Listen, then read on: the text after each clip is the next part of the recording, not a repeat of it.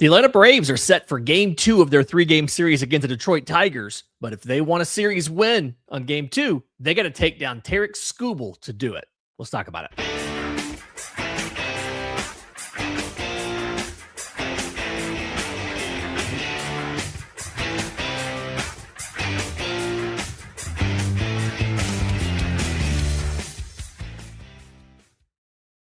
This is your Braves Today Scouting Report, a production of the Believe Podcast Network and presented to you by FanDuel. I'm Lindsey Crosby. In the next 10 minutes, we're breaking down everything you need to know before first pitch. Today, it's the Braves and the Tigers in the middle game of the series, so let's get into it. Both teams have put up their lineups for the day. Atlanta's going with their standard lineup when they face a lefty. Ronald Acuna Jr. still leading off, like always. Drake Baldwin at DH, with Ozzie Albies moving up to 3 and Matt Olson dropping down to the cleanup spot. Austin Riley, Mauricio Dubon at shortstop, Michael Harris in center field, Eli White checks in for Mike Yastrzemski in left, and Jonah Heim is your catcher batting ninth. Again, same lefty lineup you always see. For the Tigers, little bit of a different lineup, but we see Kevin McGonigal go back to the leadoff spot, left-handed hitter. Then you have the righty Gleyber Torres playing second, batting second. Third baseman Colt Keith checks into the starting lineup, playing third base. He's a lefty hitter, as is Riley Green, who's the cleanup hitter playing left field. Catcher Dylan Dingler batting fifth, a right-handed hitter there. Right fielder Kerry Carpenter, left-handed hitter batting sixth.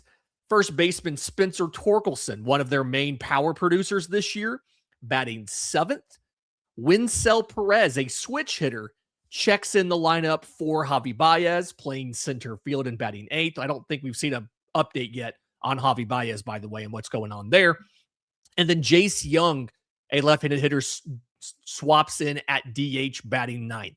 So against the right-handed J.R. Ritchie, it's a lefty-righty-lefty, then a lefty-righty-lefty, then a righty, a switch hitter, and a lefty. There is no three-hitter stretch in this entire lineup. Like I said, J.R. Ritchie gets a start for the Braves. 2.57 ERA, 1-0 record. This is only his second major league start. No Tigers, obviously, have faced him in the majors. He is facing off just Tarik Skubal. No big deal. One of the best pitchers in baseball right now. 2-time Cy Young winner, back-to-back the last 2 years.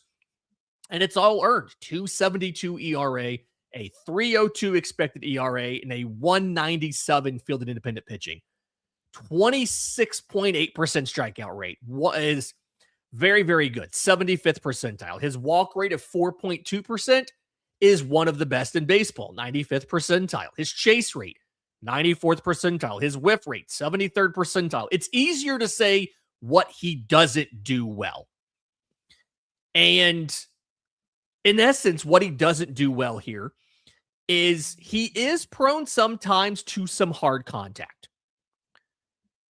Tarik Skubal's hard hit rate is 39.2%, which is 49th percentile in baseball. And his average exit velo, just 56th percentile at 88.8. He'll allow base runners. He'll give up some hard hit balls. He also leads baseball with an 80% strand rate. 4 out of every 5 guys who get on base against Tarik Skubal don't come around to score. It's absolutely absurd. When you look at how he attacks hitters, it's a 5-pitch mix, but against lefties, he's really just kind of sticking to sinker, forcing, changeup. He likes to throw a lot of the sinkers early in the count. You're more likely than not to get a sinker to open the at-bat. When he's ahead against a fellow lefty, he's mixing up four-seamers and changeups.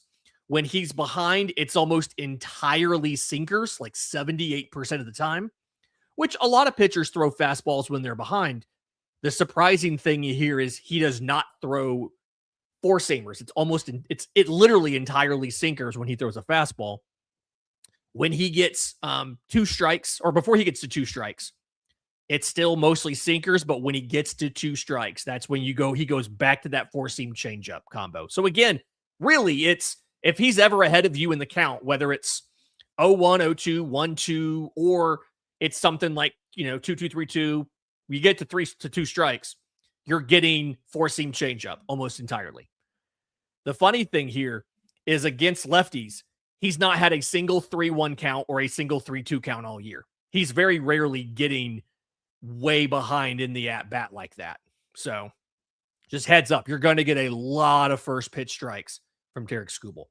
When he faces a righty, he does come closer to the 5-pitch mix against the righty. He likes to lead with 4-seamers to open the at-bats. When he's ahead, it's that 4-seam changeup combo again. And when he's behind, it's a lot of 4-seamers instead of sinkers to righties.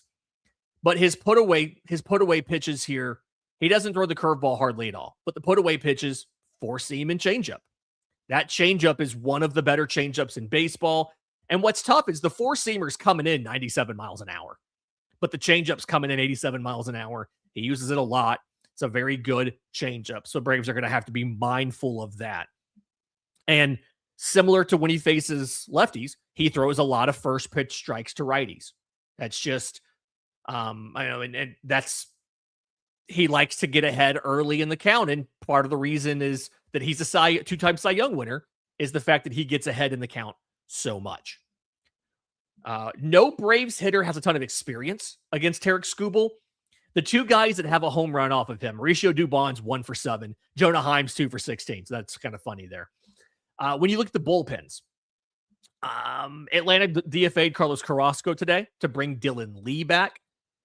They used Aaron Bummer, Tyler Kinley, Didier Fuentes all yesterday. Bummer threw 12 pitches. Kinley and Fuentes threw 23 and 22 respectively. Kinley likely is able to come back today, right? He's a veteran reliever. He can throw 23 pitches and come back the next day. Didier Fuentes didn't throw a ton of innings or ton of pitches, only 22, but he's also a starter. And he's not necessarily accustomed to trying to come back and pitch on a back-to-back. So he might not be up today. Aaron Bummer's thrown 37 pitches in the last 3 days. It's entirely possible that he's also not up today, but we just don't really know. We don't understand exactly how they're going to use Aaron Bummer. Are they going to be fine with him pitching 3 times in 4 days, or are they going to stay away from him? We don't know. But you do have length if you need it. Jose Suarez should be back from throwing 30-something pitches on Saturday, so you've got the length there if you need that. And then Robert Suarez, he was starting to warm up a little bit last night, but he never actually got hot enough to get into the game. I'm assuming they'll still use him today, but you have to wonder if they use him today, does that mean they don't want to use him tomorrow? Because in essence, they'll consider that a back-to-back, even though he never got into Tuesday's game. When you look at the Tigers bullpen, really kind of, yesterday was essentially a bullpen game with Casey Mize having to leave early. Brant Huter throws 30 pitches. He's at 43 in the last 3 days. I imagine he's probably down today. Bert Smith threw 33. He's likely also down today. Tyler Holton threw 20. I imagine they're able to bring him back if they need to, but they do have plenty of rested guys in this pen. Drew Anderson threw 42 pitches on Saturday. He's had 3 days of rest from that, so he should be good. Kenley Jansen's thrown once in the last 5 days, and that was last Friday, 5 days ago. So he's likely to get into the game. Kyle Finnegan, one of the primary setup men, he's had 2 days of rest. Detroit is set up pretty well in this series. And in game 2, if Skubal goes deep and they need to secure a win, they have the pieces to do it. Kind of some of the thoughts here. Braves Today sponsor FanDuel has Atlanta as a 1.5 underdog, and they expect it to be a very low-scoring game. I wouldn't be shocked if that's kind of how it goes, but it's important to remember the Braves have had success off of Skubal before. His only other start in Truist Park in his career back in 2024 was 5 runs. 4 of those were earned in 4 innings, and so he's not necessarily been dominant in Truist Park, and even that was a Cy Young season. Matt Olson's 2 for 7 with an RBI off of Skubal. Ozzie Albies is 2 for 2 with an RBI. Jorge Mateo is like 3 for 5. So we'll see if he finds an opportunity to get into the game at some point in time today.